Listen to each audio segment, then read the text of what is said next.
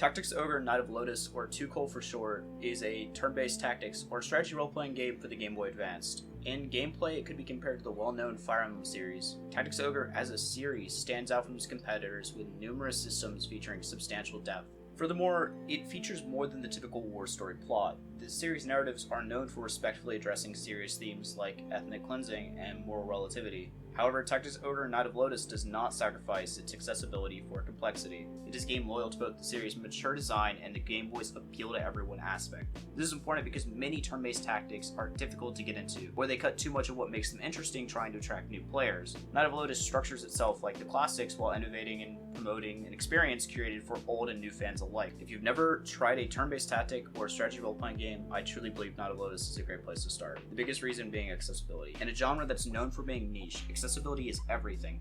Fire Emblem in recent years can credit its success to its ability to be inviting to the fans of the genre and series while still being accessible to new fans. The most common entry points to this genre are Fire Emblem and Advance Wars. However, I'd argue that Tactics Ogre Knight of Lodis is a better entry point. It is much better written than its counterparts. It maintains a loyalty to the genre and series' weighty themes and complex gameplay. The appeal to Knight of Lodis is that it doesn't force you to sacrifice your time. It's not out to hurt you. It gives the player an experience that is enjoyable and serious. It genuinely asks questions about serious topics like imperialism, moral relativity, and the cost of doing what's right. Knight of Lodis is made to be enjoyable, and despite its complexity, it does not force you to learn it. The game is a reasonable 25 hours and is most concerned with your enjoyment. Getting into the plot, to summarize, Alphonse, a young soldier of Lodis, travels with his friend and commander to a nation under their state's control. They go to suppress a rebellion of a neighbor state threatening their vassal. While there, Alphonse struggles with his own sense of justice and what he witnesses on the island. All he sees drives him to leave his unit and assist other factions.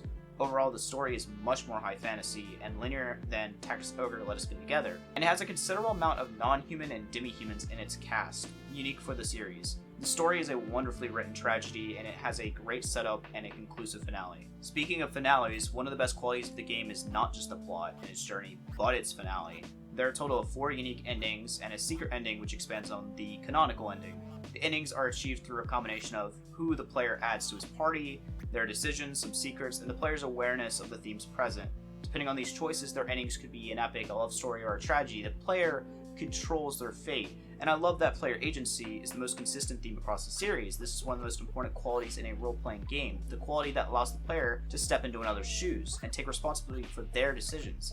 It's important when presenting decisions that the developers validate them and credit the player's choices, and Knight of Lodis follows through on that. And alongside player agency in the narrative, Knight of Lodis features player agency beyond just its plot. It includes it in the gameplay. Customization features are abundant. Players can alter most aspects of each character. Playstyles can be altered by class, equipment, spell slots. Something as simple as weight, the amount and type of equipment on a unit can affect movement range per turn and drastically change a character's role. 2 examples are Knights and Ninjas. These 2 classes can fill over 6 playstyles dependent on their equipment and player choice.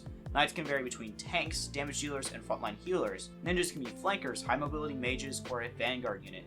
Playstyle can be determined by multiple factors, all malleable by the player. Another mechanic, unlike the previous title, Tactics Ogre Let Us Get Together, character progression or leveling is independent to each character in Knight of Lodis instead of class. Experience distribution is in the hands of the player more than in previous titles. The player's army is crafted by the player, and that is the most important factor of a war game and its gameplay. And you make all of these decisions on a variety of maps. Knight of Lodis handles the map design very well. In most TBTs, especially on this system, you don't get verticality in your maps. In Knight of Lodis, verticality is on every map. Height adds an extra measure of depth, coupled with a variety of terrain types, passable or not, and it adds an incredible amount of possibility to map design. And storming bridges, crossing rivers, or scaling castle walls are all creative approaches towards making the player adapt. Map variety is well enough, there is some repetition, but compared to Fire Emblem and other 2D rivals, the lack of variety is made up because height literally adds depth in more ways than one to map design. And I know I've been praising the game non-stop, but it's not all positive. Some issues that may turn some players off are, first up being objective variety. It's an old school turn-based tactic. It has a lot of perks, but objective variety is not going to be one of them. Most maps will be kill the leader, rout the enemy, kill all the enemies, and many games of this genre today suffer from this problem, and it's really disappointing. Knight of Lodis makes up for this a lot with interesting enemies and maps, but overall, the objective variety is extremely lacking. The other issue is that Knight of Lodis can be obscure with its systems. It's a jarring issue because in Tactics Ogre Let Us Get Together on PSP, there was a solution in the form of expandable menus. There are a plethora of mechanics and systems the player has to know about to win in Light is Clean Together. It's necessary to know how the game works. It had a crappy tutorial, similar to Knight of Lodis' lack of one outside the tip menu. And the counterbalance to the crappy tutorial is that the menus can be expanded upon with the select button. Almost every aspect of the menu can be opened into a submenu where it's then explained. And don't get me wrong, I prefer not having to have that, but Knight of Lodis can be complicated. I don't need to know how Knight of Lodis works to beat it, and we do have modern day wikis, but I still would like to dive deeper into the game because I genuinely enjoy its gameplay. It's a nitpick, but it's still a very noticeable problem. And last but most annoying, towards the end of the game, levels are going to be consecutive without breaks or saves. This is obviously intentional, but can be very annoying.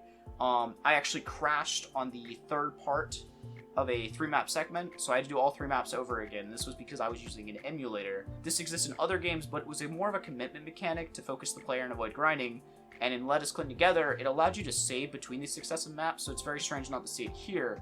But on a Microsoft Game Boy, you know, you can use the save state mechanic, right? So it's not really worth regarding, but it is annoying as hell, so I thought I'd mention it. And despite the bad, the good still outweighs all of it.